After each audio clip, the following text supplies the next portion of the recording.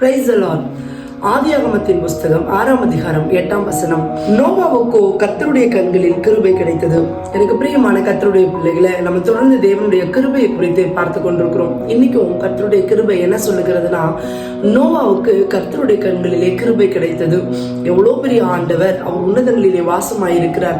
ஆனாலும் தாழ்மையில இருக்கிற மனிதனுக்கு கர்த்தருடைய கண்களை கிருபை கிடைச்சது.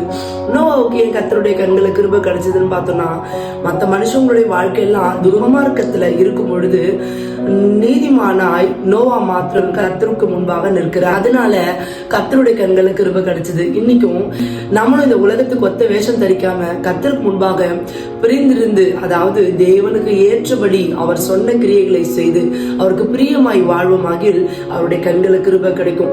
அதுதான சங்கீதம் சொல்லுகிறது. சங்கீதம் 136ஆம் அதிகாரம் 23ஆம் வசனம் சொல்லுகிறது, தாழ்வில் நம்மை நினைத்தவரை துதியுங்கள், அவர் கிருபை என்றும் உள்ளது என்று. தாழ்மையில நம்ம நினைக்கிற கர்த்தர் நமக்கு கிட்ட பாருங்க, பணம் இருக்கா பொருள் இருக்கான்னு சொல்லி உலகம் தான் பார்ப்போம். கர்த்தர் நம்ம கிட்ட உத்தமம் இருக்கா, நம்ம நீதிமானா இருக்கிறோமா, பரிசுத்தமானா இருக்குமான்னு தான் கர்த்தர் பார்ப்பார்.